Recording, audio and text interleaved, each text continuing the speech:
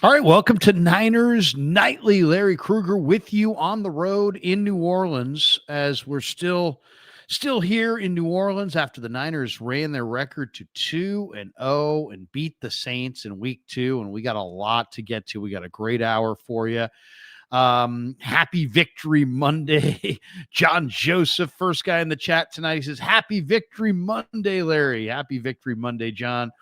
He says, now first win or first mix it up and give us all the bad news and then the good news, like only you can, my good man. Oh, we will give you the good and the bad, though it's mostly good.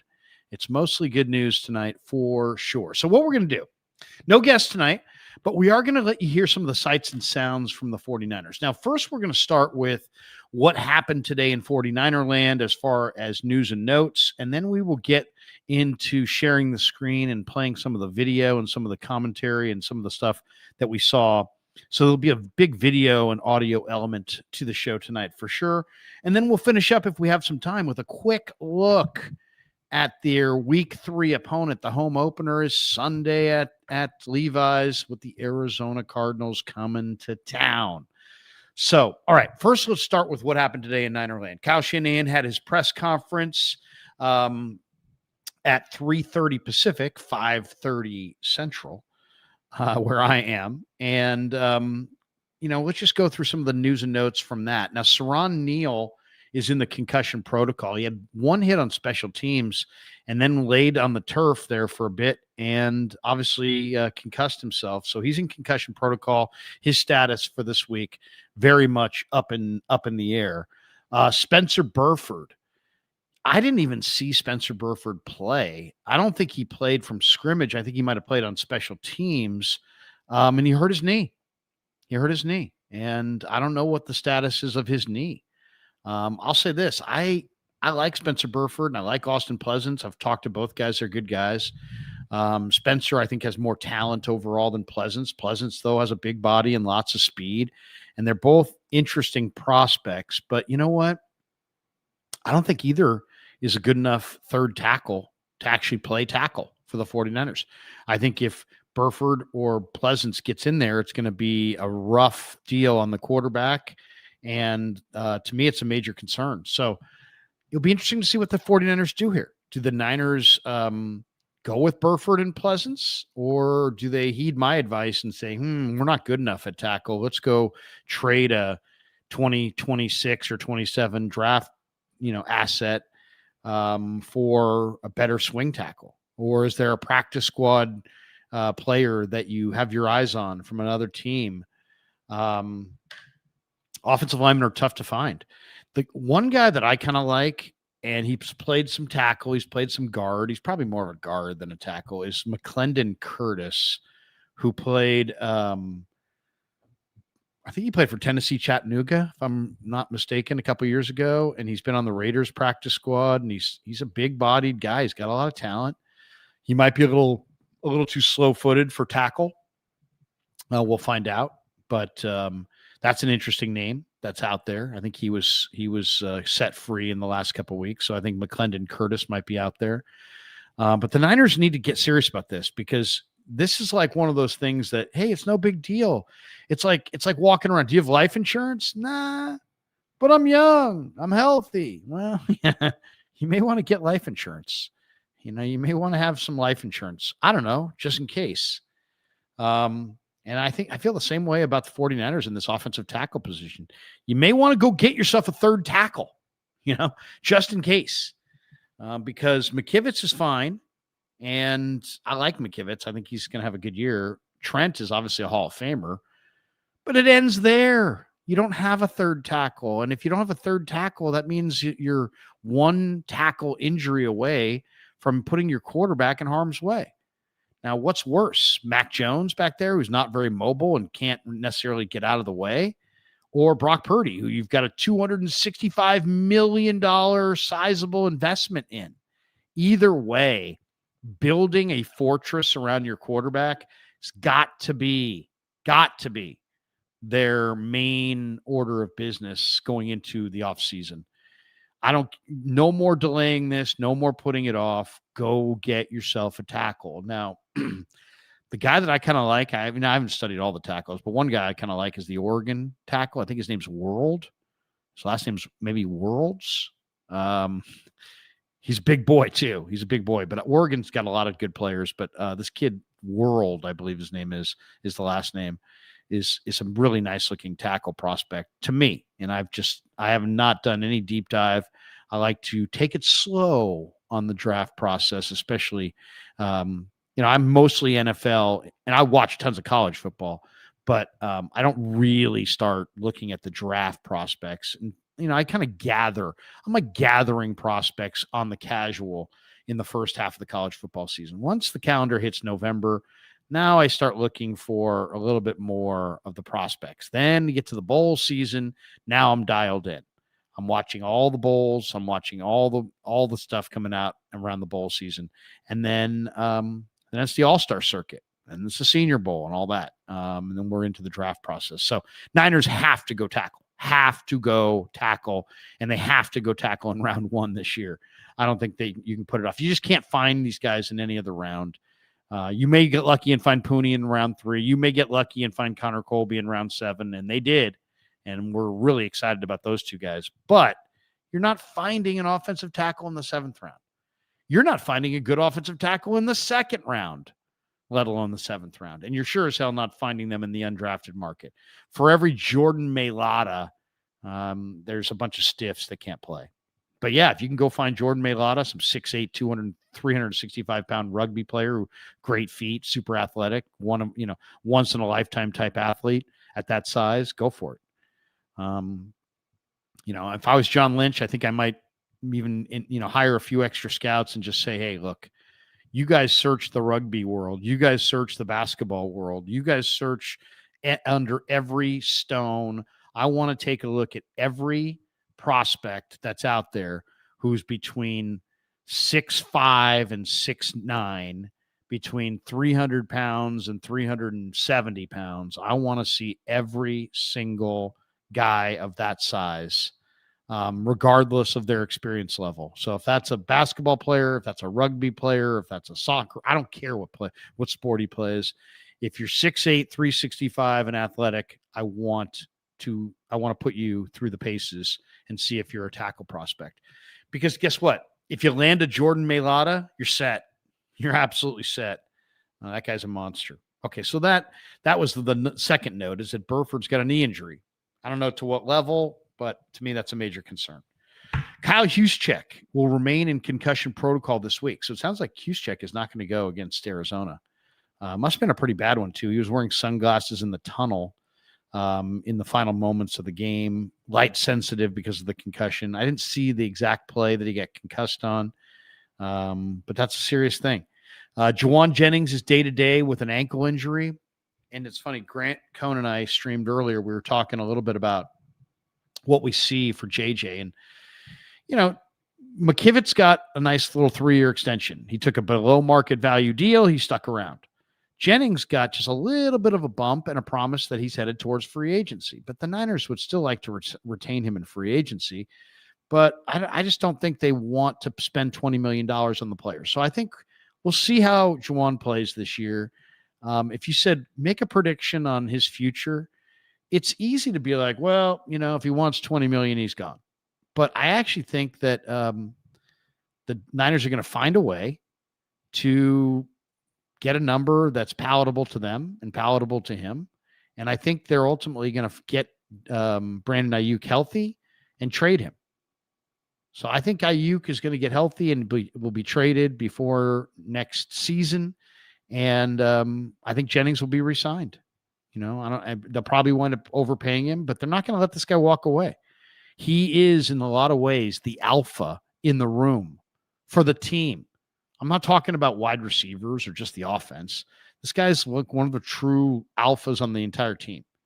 So he's got an ankle injury now. I don't think it's, I don't even know if it's legit. I'm sure it is. But I kind of get the feeling that Jennings, the Niners know what Jennings is. He's a game day player. He's a big money player. He shows up when there's money on the table. But I'm starting to get the feeling that he may only show up when there's money on the table and that he won't necessarily show up and practice a whole lot this year because why bother taking a chance of getting hurt in practice?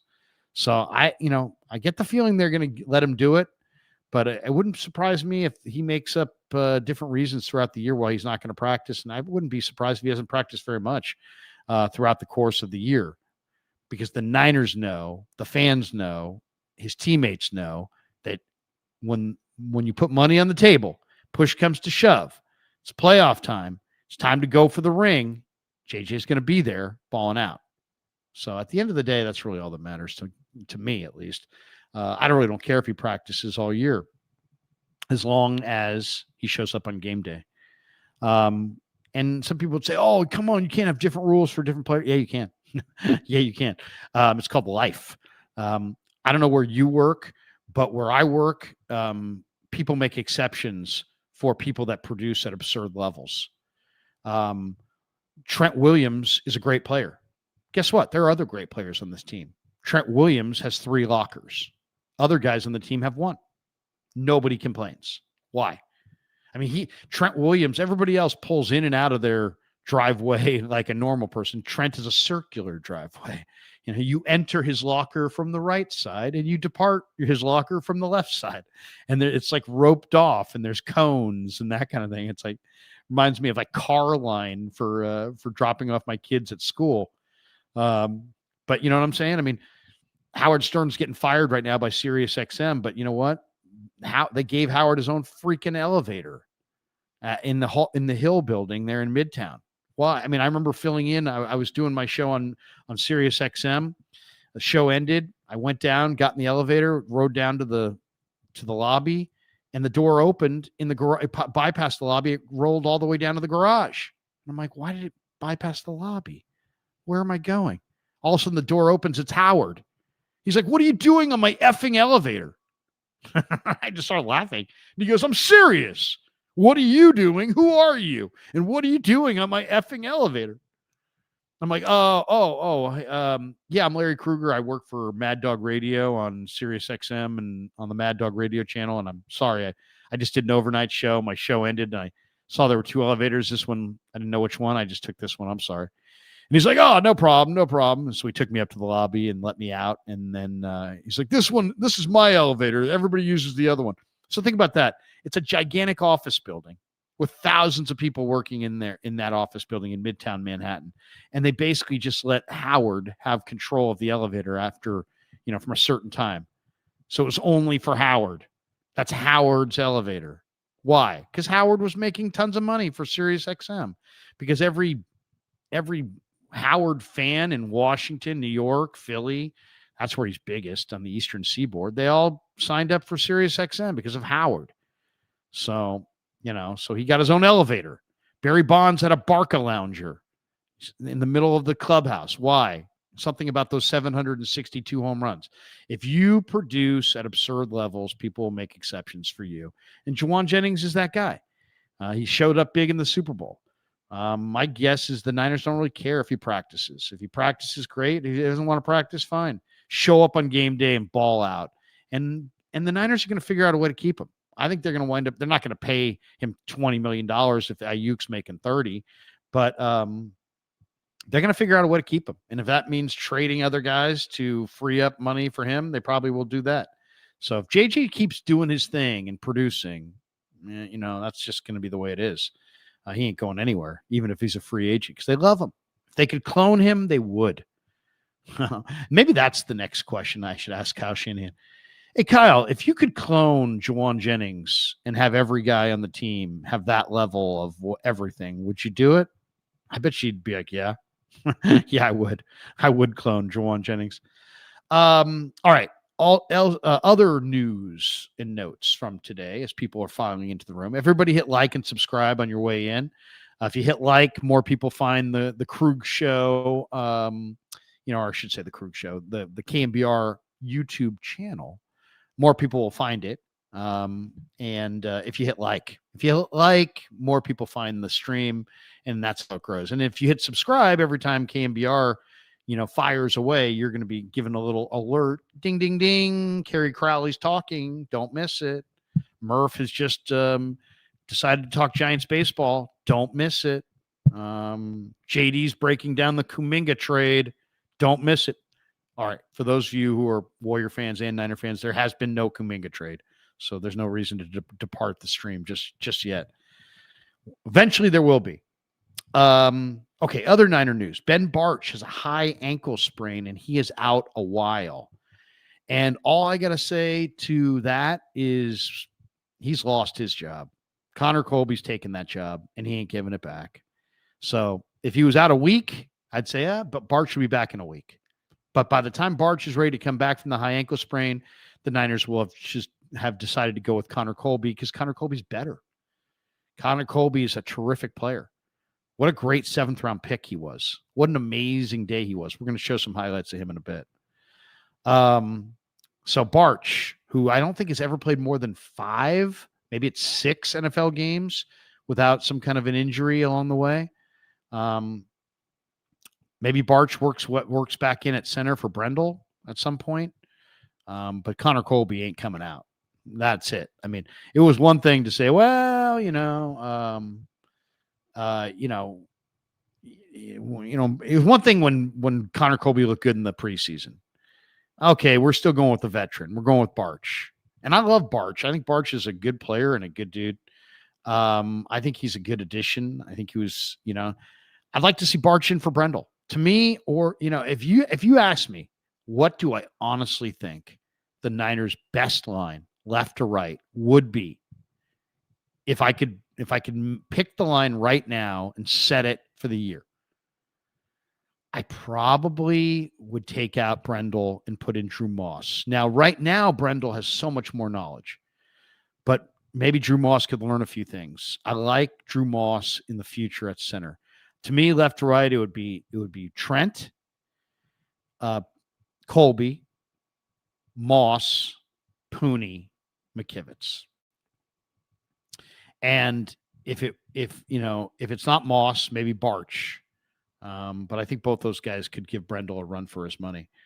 The Niners signed Robert Beal to their practice squad today. This is another guy who's just, perennial prospect, looks amazing, just never really gets anything done. He's 6'4", he's 260, he's ripped, he's freaking athletic as hell. He runs sub 4.5. He's one of the best athletes on the entire team.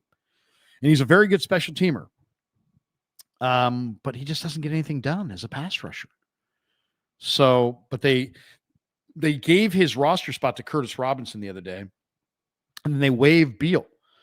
And nobody picked him up. How about that? He's 6'4", 260 and runs 4.48, and nobody picked him up. There's not a team out there that is intrigued by what Robert Beal potentially can be. That should be an eye-opener for Beal and the Niners, that the market for Beal is soft at best, and that the expectation from the personnel people around the league is that he isn't very good. And he's going to have to prove otherwise if he's going to get out there on the field or if he's ever going to make any real money in this game. Kyle Shanahan is now, with the win yesterday, the 3rd all-time leading 49er head coach as far as wins, behind, I believe, Walsh and Seifert. So congratulations to Kyle for that. He's shown good longevity. The Niners have found, my big takeaway from this game was really twofold. One, Mac Jones looks great. Looks absolutely great. I've been saying it all offseason. Mac Jones. This was the best offseason move, getting Mac Jones. Why? Because it really challenges Brock Purdy to play his best football. It puts somebody there that you can win games with. And the Niners signed him to a brilliant 2-year deal at $7 million per. So they have Mac Jones under contract for this year and next year. And guess what? He's playing really well right now. If he continues to play well, guess what there's going to be in the offseason? A market of significance for Mac Jones, because he's not making a lot of money and he's got a short-term deal, and anybody can take a 1-year look-see, and you got a $7 million starting quarterback. $7 million. That's an incredible deal. The 49ers, I think, should keep him. But the 49ers may get tempted at the early November trade deadline this year with teams saying, hey, we'll take Mac Jones off your hands and we'll give you a 3rd-round pick. We'll take Mac Jones. We'll give you a second-round pick. I know that sounds crazy, but if you need a quarterback, I just watched Garrett Nussmeier from LSU. He stinks. He's awful. If you've watched some of these rookie quarterbacks that have come into the NFL the last few years, it's high risk proposition to pick the right guy, as opposed to Mac Jones is winning games and completing 80% of his passes and training camp and looking really, really good in a pro system against NFL teams. He's in the prime of his career. I think Mac Jones has got more potential than Sam Darnold. Darnold's a bigger bodied guy with a better arm, but Jones is a smarter guy who's more accurate. I'll take the more accurate, smarter quarterback over the more physically gifted quarterback who throws picks and turns it over in mass. And that's what Sam Darnold has done. I think Mac Jones is better than Sam. So the Niners have him under contract for next year for Mac Jones for $7 million. So, I mean, anybody that doesn't have a quarterback for next year, if Mac Jones plays well, I would not be shocked if 49ers got a second-round pick for Mac Jones. Maybe more, but I think at least a second-round pick. But in addition to Jones, the other great takeaway I thought was that the Niners have found their bookend defensive end finishers, closers, Nick Bosa and Bryce Huff. Oh, my goodness, these guys are impressive. Bosa and Huff combined for 13 tackles, 11 pressures, 2 sacks, and a forced fumble. I mean, that's some big time stuff. And Bryce Huff is interesting. He's not so I asked Chris Kasarik about this. I was encouraged that the Niners got Bryce Huff when they got him. And I figured it was just he's a better scheme fit in the wide 9 than in the Eagles 3-4 front where he was manning the outside linebacker position. But then we had a chance to talk to the coaches in the springtime or right before training camp. And I went right up to Kasarik and I said, Chris, you guys added Bryce Huff. And yet, even though it's exciting and he was good with the Jets, why was he so not great with the Eagles? And I thought he was going to give me a BS answer that was like a non-answer. Oh, they used him wrong. He wasn't into it. He had a foot contusion. He had a sprain, that. I thought he was going to give me some kind of explanation that was kind of flimsy, right? Instead, Chris goes into, and speaking with total conviction, by the way, so he really sold it, but he went into a really nuanced pass rushing point that I got right away, but I hadn't thought of it. I had not thought of this. And it was basically, he was saying that the step sequence between a 3-4 stand-up outside linebacker as part of his rush plan compared to a 4-3 wide 9 hand in the dirt defensive end, that the step sequence is quite a bit different and that it's not a fit for every player. And I'm sitting there going, whoa, we're talking about his step sequence. Then I talked to my buddy who's a big, longtime defensive line coach. He's retired now. And I said, hey, I was talking to Kasarik the other day, and he said that the step sequence in a wide 9, 4-3 defensive end is so different than the 3-4 outside linebacker. And he basically convinced me in like 2 sentences that Bryce Huff's going to have a big year for the Niners. And he's like, oh yeah. And I'm like, really? He goes, yeah, a 3-4 outside linebacker it's a 2 points, 2-point stance. He's standing up, no hand in the dirt. A lot of times he has to cover the flat or the hook zone. He's got to drop into coverage. And he's got to read it at the last second. And he can't give away his posture. His posture could be this, upright. His posture could be this, leaning forward. His posture could be this, like almost like a bail technique. I'm going to turn and run. His posture could be, more of a base linebacker, hands on knees and looking like more like a stacked backer. There's a lot of different postures for a 3-4 outside linebacker, where Bryce Huff is very, very definitive in how the way he looks. He's lined up in the Niners system, wide 9, quite a bit outside the tackle box.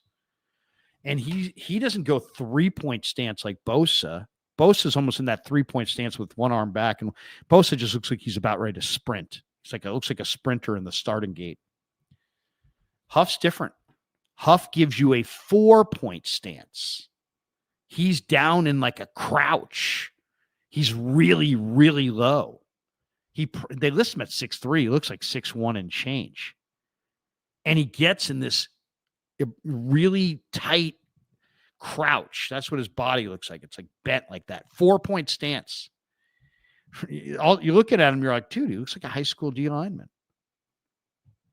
He's in the 4-point stance. But what happens at the snap is magic. Bryce Huff's first 3 steps are so brilliant, so choreographed like a dancer, that there's almost no way to beat him. There's almost no way to beat him. If you put him in the right scheme, he's going to get off the ball and he's going to heat up the quarterback. And you saw it. You saw it. You saw it this week. He heated up the quarterback. Bryce Huff is really, really good. He's the best defensive end the Niners have had opposite Bosa since they've had Bosa. And there's no doubt in my mind he's going to have a double-digit sack season. He's going to make a ton of plays. He's going to make a huge impact. He comes flying off the edge. And yesterday he got the forced fumble. And, game 1 was closed by Bosa. And game 2 was closed by Bryce Huff. And he's something else, man. Something else. He was so overpowering this summer that I saw him rep against Pleasance, and Pleasance did not touch him. I'm not talking about, you couldn't block him. Didn't touch him. Couldn't touch him. Like Bryce got out of his stance, dipped his right shoulder, and went by Pleasance, and Pleasance never made contact with him. Didn't touch him at all. Whiffed completely. You're sitting there setting pass blocking air. You're at right tackle. You're pass blocking air. You need to connect with him on your right arm. And you shoot out that right arm and you get air. And he dips under you and takes out your quarterback. So Bryce Huff is something else. So to me, watching the Huff, Bosa, Mikel, Yatir Gross-Matos quad, their NASCAR package, their nickel front, it's awesome. It's really awesome. And if you have a 49er roster that they have this year, look at this Niner roster. If you ever bust out the Niner depth chart, Upton Stout, rookie. Demo Lenore, young player. Marquise Siegel, rookie. Renardo Green, second-year player. Jair Brown, third-year player. Darrell Luter, third-year player. They have a lot of youth in the secondary. How are you going to help young DBs kind of catch their breath in the NFL? By having a big-time rush up front.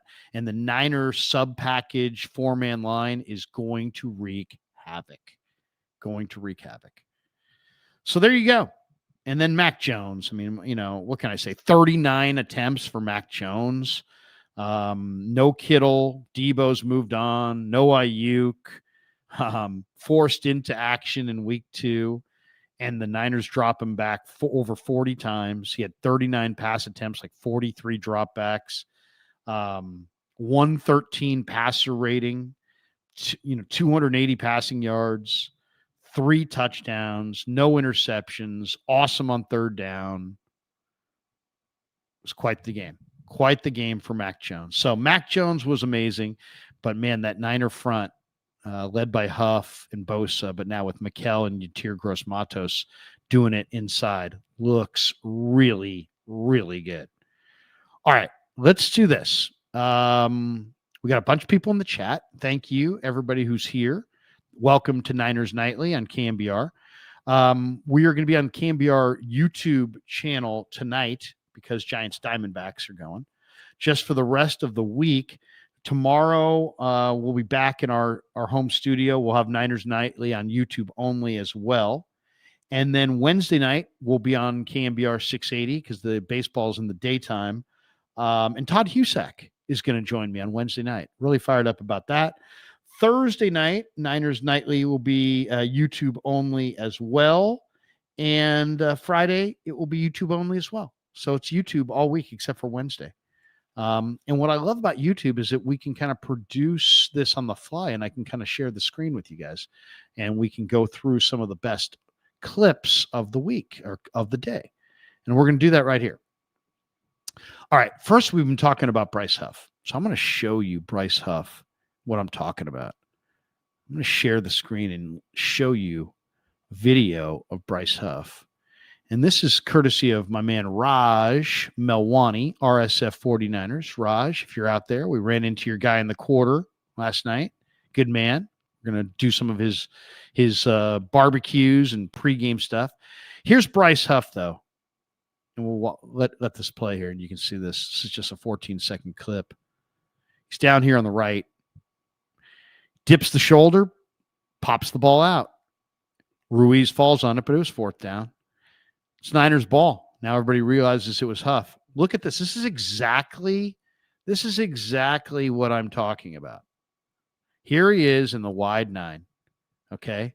You got the center, the guard, the tackle. He's lined up 3 yards outside the tackle's outside shoulder. He's way out there. And this right tackle is going to barely get a finger on him. He just gets right to the quarterback. Look at the athleticism on Bryce Huff. Look how he gets parallel to the ground. And then he just pops it loose, and that's the ball game. Here it is. That's a whiff, man. That's a whiff. You didn't block him. If anything, you pushed him towards your quarterback as he was going on by.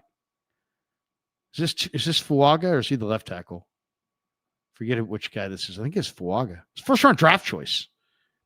And Huff just cruises in there, pops it loose. Cesar Ruiz fell on it, but it was fourth down. Niners ball. Thanks for coming. Everybody, Shanahan's going to speak, and the rest of you guys have 90 minutes before the bird takes off back to Santa Clara. 2-0 49ers. So there you go. That's the first one I want to show you. A little bit of Bryce Huff there doing his thing. It's Calba Kamiga said it was Fuaga. That's Talieisi Fuaga he just blew by. That's a first round draft choice that he just basically dipped the shoulder. We got this one from Terradome. He says, "Break it down, Larry." What's up, Terradome? Terradome is one of our regulars on the Krueger show from time to time, and he has his own channel. Dipping into the KMBR YouTube tonight. Good to see you, Terradome. We have Mitchell and Ness says blocked punt. What about the blocked punt? I'm not sure what he's getting at there. Okay. So that's the first clip we want to show you. Is just a little bit of Bryce Huff. Our friend Akash had a great stat, by the way, on Ricky Pearsall. Through 2 weeks, Ricky Pearsall leads all wide receivers in yards per reception. Ricky Pearsall's at 20.5 yards per reception. Number 2, Justin Jefferson, 17.9. He ain't bad. Number 3, Malik Neighbors, 17.0. He ain't bad. Akash says 49ers have a budding star on their team with the way Pearsall's played this season. You know what I love about Pearsall is he's just a really solid dude. Like when you go talk to him in the locker room afterwards, he's just a regular dude. Just a regular, normal dude. All right, Mac Jones. Back to Mac. I want to share the screen on this one. This is one of my favorite. This is Raj put this out there. The return of the Mac. How could you not go with that? Here it is. We'll let you hear it and see it. Wait a second. We'll share the screen on this one, and you guys can see what our buddy Raj Melwani put together on our 49ers. Here it is. Little Mac Jones highlight package. Picture perfect throw from Mac Jones to Christian McCaffrey. What's up, everybody? Mac Jones here. Just got a dub. Can't wait to do it again next week.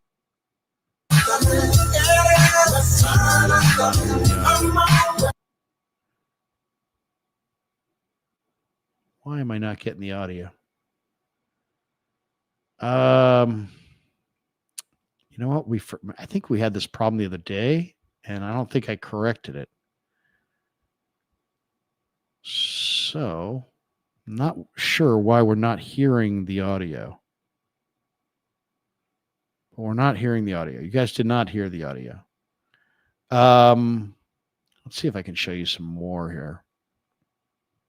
I forgot to figure out that for some reason, we're not hearing the audio. Huh. Okay. Well, let's see. Let's see if we can hear Cowherd.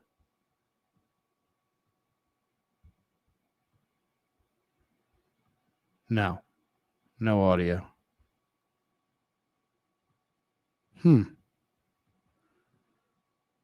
Well, I wanted to play you the audio of Cowherd. Now I can't play you the audio of Cowherd. If there's anything I just get so annoyed with, it's the technical. All right, here we go. This doesn't have audio to it, but one of the other great stories of the week was how well Mikael Williams played. I thought Mikael Williams really played well in this game, and we're going to show you a little bit of his highlights. And here is, let's see if we can roll this back a little bit. Here's Mikael Williams. He's lined up on the bottom, and he just takes one stiff arm and rolls outside and tackle for a loss. Then this is impressive strength. Now, and this is just the reverse angle on it. You get one end zone, and then you get the other end zone. So here is Mikael, 98, and he just basically sticks his right arm out there and just stonewalls the tight end. If you put a tight end over Mikael Williams, he's going to kick that guy's ass. I mean, it's just tight ends can't block Mikael Williams. You're not going to block him with some guy wearing an 80 number. You know, if you're going to block this guy, you're going to have to chip him or put an offensive tackle on him. You're not just going to be able to stick a tight end out there and be like, oh, we got a tight end. He's just going to destroy the tight end. You know, it's funny. It was hilarious when Mikael first came to the Niners on draft day. The first guy who greeted him was George Kittle. And a buddy of mine's like, that's the only tight end in the league that's going to like this guy. And I'm like, yeah, that's a great point. You know, the tight end on his team that has to face him in practice is going to like him, but no other tight end's going to like him. I mean, Mikael Williams is athletic as hell. He's 6'5". He's every bit of 270, probably close to 275. It's real natural to him. It's like that 270, that's his walk around weight. I mean, if you see Mikael in the offseason, that's what he weighs. That's who he is. This is what he is. He's just a big, jumbo, athletic, strong guy. Now, if he wanted to put on 20 pounds, he could turn into DeForest Buckner and make himself 290. He could probably do that if he wanted to. But, I mean, he is a stout 270-pound defensive end who is just really, really solid as an interior. This is their 4-man line. He's playing defensive end, but I love the way he sets the edge there. You know, people saying, well, what Robert Saleh the other day was talking about Mikael, and he's like, in our defense, what we want from him is we want him to set the edge as a defensive end on first and second down in the run game, be a real strong edge setting presence. That's what you're seeing here. And then on third down, we want him inside to rush the passer, and we think he's dynamic at both. And this is what he's talking about. This is what setting the edge with power looks like. He's 270 pounds. He's had a stripe on that tight end. He just pushes that tight end back with one arm. Oh, and then he just said, you know what? Oh, you're going to run by this edge? No, you're not. I'm going to put my right arm into your shoulder pads, and I'm just going to drive you back. And look at that tight end. He's got no chance. No chance at all. Mikael pushed him back 3 yards, popped off of him, threw the guy to the ground. Look how discouraged this tight end looks after this play. He blocks him. Oh God, he's got his hand. When you put your hands on your hips, you're beat. He had his hands on his. You'll see it more in this copy of it.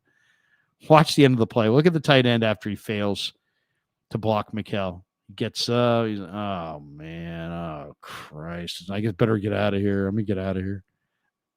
So there you go. A little bit of Mikael Williams doing his thing. And that was fun to watch. Now I wanted to play the coward. Coward's finally talking up Mac Jones. Coward just is so twisted into a pretzel on his thoughts on Purdy, his thoughts on Mac Jones, his thoughts. So we can't play it because we can't hear the audio, but I can show you another clip here. And this is Richard Sherman. And I thought this was the play of the game. Play of the game. So why wouldn't we want to show the play of the game? Let's show the play of the game. We're going to share the screen. This is Fred. This is Fred Warner, and Fred Warner had a great game. It's a great play by is it who's 37? Is that 27? Is that Brown? And here's Fred. Okay, so we're gonna put this up there. Little pass on the back shoulder a little bit. He's reaching back. He's got it secured. He's got the David Tyree catch going. And Jair makes the tackle. We have another shin. We have a challenge. We have another shin. And when you go for the ball in practice, guess what? You're looking at the ball. He's not looking at his belt buckle. He's looking at that ball. He's looking at that ball, and he punched it right out.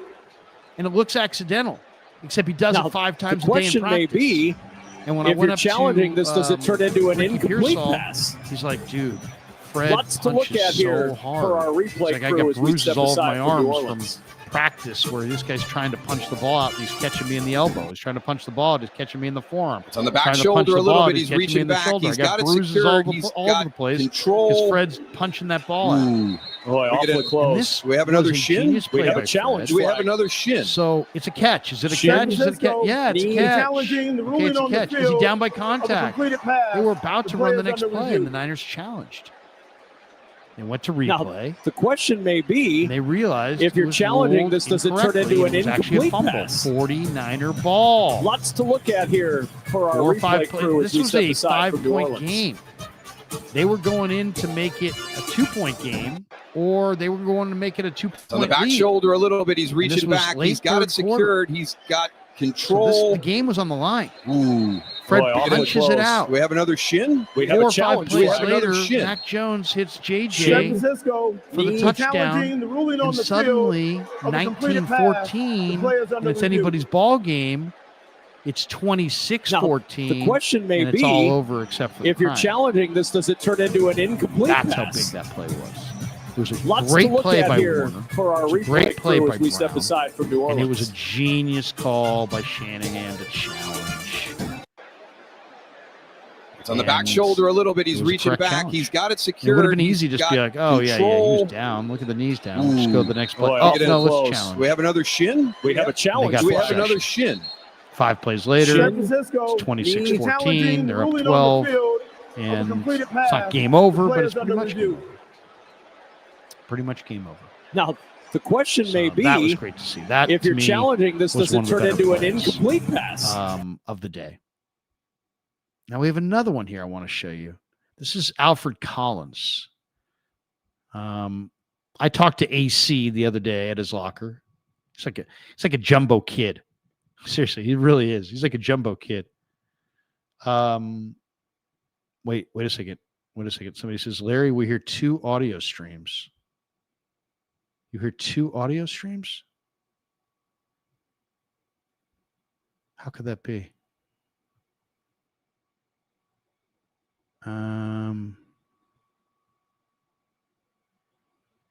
You guys still hear 2 audio streams? Someone says, get Kevin in there. Yeah, we're hearing 2 audio streams. Brown Star Liquor says, Larry, we hear 2 audio streams. Well, I don't know what to say.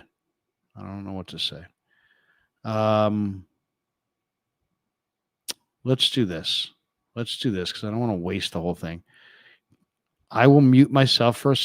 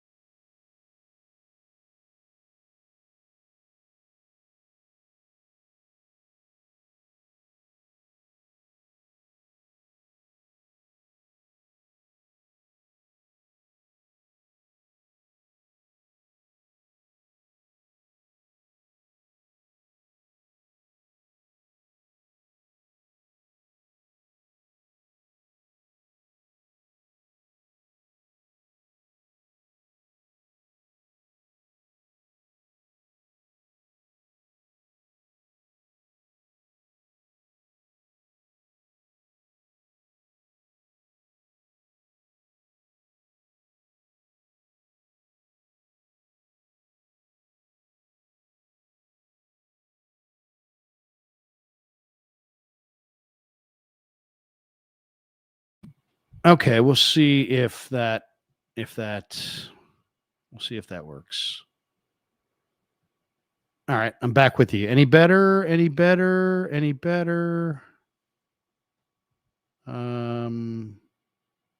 Somebody said it was just that video.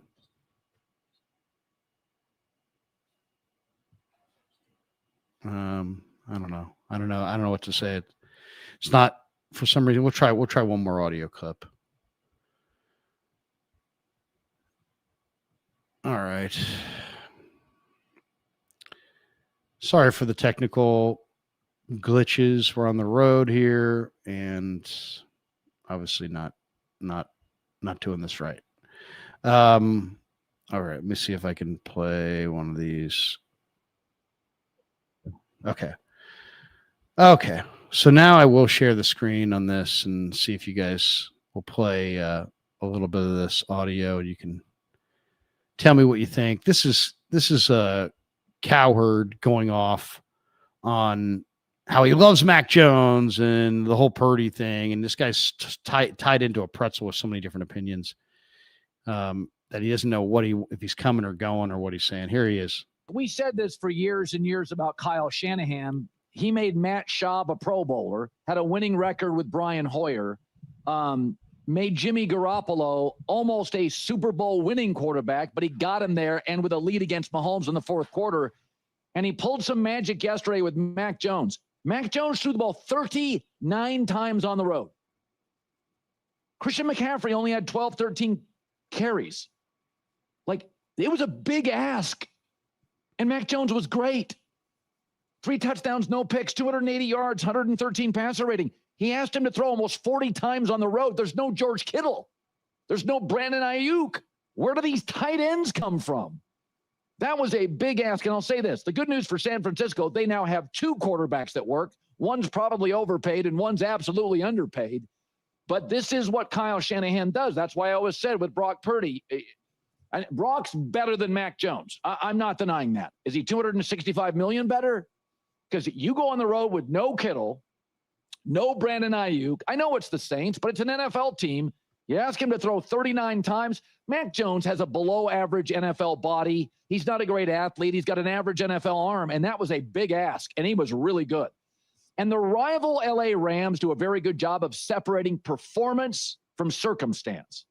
I don't think the Niners do. I think the Rams do. That's why the Rams will let go to Jared Goff and Todd Gurley or Cooper Kupp or Jalen Ramsey. They know that Sean McVay elevates every B player to an A player or a C player to a B minus player. And so does Shanahan. But sometimes they struggle. San Francisco struggles separating performance from circumstance. And I think a lot of Brock Purdy's success is circumstantial. It's because of Shanahan. And yesterday proves it. I mean, Mac Jones is not, he could be one of the worst NFL athletes at quarterback. He does not have a big arm. 39 throws, 113 passer rating. And that was his best game as a pro. Mac Jones' best game as a pro. So I'm not saying he's Brock Purdy. He's not. But Brock Purdy's dinged up again. And Shanahan's playbook might as well be called quarterback for dummies. It's impossible not to figure out. This guy is such a freaking jackass. It's unbelievable. Hey, Colin, what about Brian Hoyer? What about CJ Beathard? What about when Brock Purdy came off the bench in week 13 of the 22 season and he trotted onto the field, all non-Jimmy Garoppolo quarterbacks under Kyle Shanahan were 9-29. Okay. 9-29. So this garbage, story that anybody can do it. And it's just Shanahan's just the master and any quarterback can play. Well, that's not the case. Otherwise, Brian Hoyer would have played great. Jimmy Garoppolo played okay. But he clearly had to be managed. When he got to the playoffs, Kyle took the ball out of his hands, didn't trust him. Well, let's not pretend that every single quarterback that Kyle Shanahan's ever had has been great. That's not really the case. I mean, I don't remember Brian Hoyer being great. I don't remember CJ Beathard being great. If he could just make anybody great, then after Brock Purdy went down in the NFC Championship game, Josh Johnson should have just stepped in and played great, but he didn't. He couldn't even get a snap off. He couldn't even throw a simple pass. He couldn't even call a simple play. I mean, it's because there's levels of quarterbacking, and it's like, and Cowherd has picked the Niners last. He's picked the Rams first, and now he looks at the Niners 2 weeks in, and they've won 2 games in impressive fashion with a young defense that looks pretty good, and they've won with Mac Jones and they've won with Brock Purdy. And he's like, well, I'm not saying that Mac's better than Brock. What are you saying? You're saying that Brock's not good enough, that he's lucky to have Kyle, that, Mac is, Kyle can make anybody good. But you still don't, you still don't think he's better than Brock. Okay. But he had his best game, and it's like, it's just a million different things that he wants to point to so he can carve out some oddball, opinion that the Niners are going to suck. It's pretty obvious that that's not the case. Now, granted, Saints are not great, but the Niners went in and beat Seattle in Seattle. What did Seattle do the next week? They went to Pittsburgh and smoked them. So, I mean, Seattle might be pretty good. There's no question about that. Seattle might be a pretty good football team. And this just in, Brock Purdy's pretty good. And it's like, the talking head people, I don't listen to those people. I listen to the quarterbacks. I listen to the Todd Husacks of the world. I listen to the Kurt Warners of the world. I listen to the Steve Youngs of the world. Those are the guys that I listen to. They've played the position. They have credibility. They can tell you exactly, what they're trying to say about a particular player and lay it out there. So I really do think that you should really not listen to the Colin Cowards of the world, because ultimately Coward's got a whole agenda that he wants to get to. And, what can I say? I'm not down with his agenda. When I realized that we're having audio problems, we were about to tell you about Alfred Collins, and I want to share this. This is a video that Kyle Posey put out on Alfred Collins. And if you look, Collins has a number of nice plays in this sequence. He kind of melded them together. Here he is, 95. He does a little swim technique. He finds the football. Here he is showing good action. Look at that. Let's go back and look at that. Let's go back and look at this again. Okay, this is the first play. He's a left defensive tackle. Here he is commanding a double team, splitting it, and getting to the quarterback. He just threw that guy away, and he's pursuing the football. He's active. He's playing with a bended knee. He's playing with leverage. He's not getting washed out. He's not getting pushed around. He's battling inside. So, I mean, he's a tall man. He's always going to have leverage problems. He's always going to have, you got to play with the bended knee. You got to play with leverage. Low man wins. He's always going to be challenged by that. But look at this big war daddy in the middle and tell me that this isn't impressive. It's a gigantic man who's just figuring it out. And the Niners have a great coach in Chris Kasarik. And I think it's just a matter of time before Alfred Collins really, really is a force. It's probably not going to be this year. He's going to play in a rotation this year. He's going to give what he's got. But, and there'll be times when it's enough. He had a pressure. That was his pressure right there. He's got to, he can't lose sight of the ball. He can't not play with leverage. He's got to play with a bended knee. He's got to keep his eyes in the backfield. It's a technique-rich position. Life's coming at you fast as a defensive tackle. There's very little time to make any adjustments. It's funny when Saleh was talking about Mikael Williams, and he probably could have been talking about Alfred or CJ West either. He's like, when he's talking about Mikael that last week, he's like, hey, when this guy knows what he's doing, when he's in the right place at the right time and he knows what he's supposed to be doing, he's great. He's amazing. But what he's really saying in that comment is he's not in the spot where he's supposed to be a lot, and he's not doing what he's supposed to be doing a lot. And that's their job, is to coach him up, make sure he is in the right spot, make sure he's using the right technique, making sure he's getting better. But they got some willing students here. CJ West is a very willing student. Alfred Collins, big-bodied guy who's very eager to get better. And Mikael Williams, is there's some nasty there, some real nastiness. I love what I've seen from Mikal as an interior guy. And to me, if there was one aspect of this game, I didn't even mention D. Winters. D. Winters has been looking awesome. He's flying all over the field. He's making plays between Warner and Winters. The Niners, thank God they didn't sign Greenlaw. Greenlaw's been hurt. And Winters is younger, faster. The Niners are so loaded at this spot. They're deactivating. They're making Nick Martin inactive just because he has no real special teams role, and he's a backup, so he's learning. That's how stacked they are, and that's how good the talent is at linebacker. I think the linebacker position is probably the best position on the team as far as just talent. Fred's playing at a crazy high level, and the young guys are playing at a high level as well. And Winters has just found a way to take it to the next level. He's really, really good. And this is Collins. And it's hard to see, but he's number 95 here. And he's doing a really nice job. So we'll stop sharing on that. I do want to talk a little bit before we get out of here about the Arizona Cardinals. And Niners Cardinals go in week 3. And if you watched the games this weekend, or if you've watched Arizona this week, so far, they look pretty good. Jonathan Gannon has put together a really, really nice group of talent on the defensive side. Watching Shane Steichen and Jonathan Gannon, the two Eagles coordinators, it's obvious that the Eagles, really did lose some very, very good coordinators. And it's tough. You lose a good coordinator. It's hard to bounce back from that. But Arizona just beat Carolina 27-22. Murray, 220 yards. He had a touchdown. He had an interception.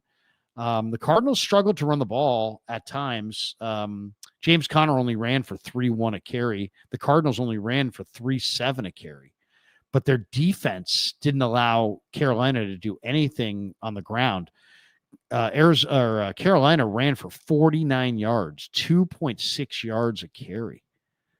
Now that is an eye opener. Jalen Thompson was their leading tackler. Him and Budda Baker, they're in the secondary. 10 tackles for Thompson, 8 tackles for Budda. Calais Campbell still balling out. They had 3 sacks in the game, and he had 2. So Calais Campbell still doing his thing. Baron Browning off the edge can hunt the quarterback. Browning also had an interception in this game. The Cardinals are no joke.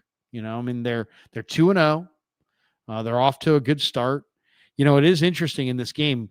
Carolina had 26 first downs, and Arizona only had 16, which, that's a wide disparity. Also, Carolina out-yardaged them 352 to 293. Arizona threw for 300 yards. The Cardinals threw for 211 yards. So, and neither team ran the ball all that well. Cardinals only ran for 82 yards, but Carolina couldn't run it at all. They ran for 49 yards. The difference was the turnovers. Carolina had 2 turnovers. They were +1 on the turnover margin for the day, and they win a close game 27-22 in the desert. The Cardinals do over Carolina. So Cardinals are 2-0.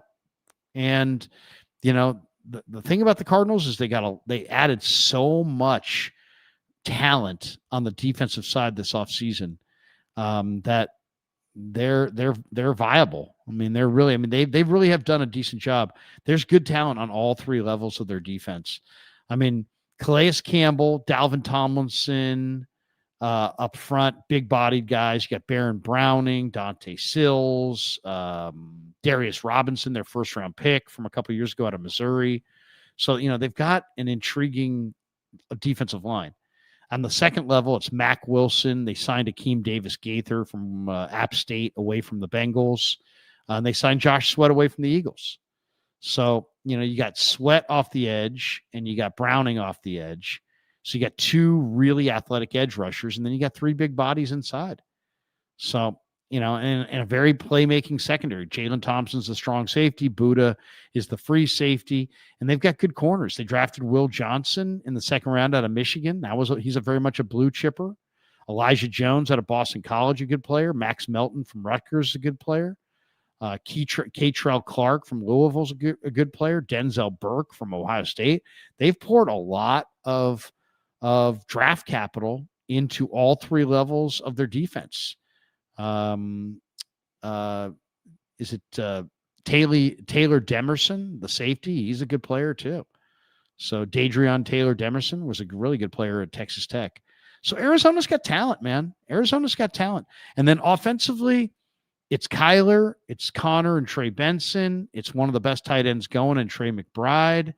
Their offensive line is just okay, but you still have Paris Johnson at left tackle, and he's a blue chipper for sure. And they got big receivers. Michael Wilson, Zay Jones, Marvin Harrison Jr., Simi Fehoko, who was in Dallas for a while. They've got some decent size at receiver, and they've got a defense that's got real talent on all three levels. So this can be a major challenge. Arizona beat the Niners last year at Levi's. So the Niners are looking for a little payback for sure. Anyway, that's going to do it for us. The hour came and the hour went, and it's now, what is it? It's now 9:00 Central. So I'm going to watch a little bit of Raiders and Chargers. I will stream later tonight on the Krueger Show on YouTube right around 11 o'clock Central, 9 o'clock West Coast with the great Dieter Kurtenbach. We'll get Dieter's thoughts on week 2 and the Niners off to a 2-0 start. So that's coming up later. And then tomorrow I'm back in the Bay, and we'll have Niners Nightly tomorrow night. YouTube only, and then Wednesday night Husak stops by, and we're really looking forward to that as well.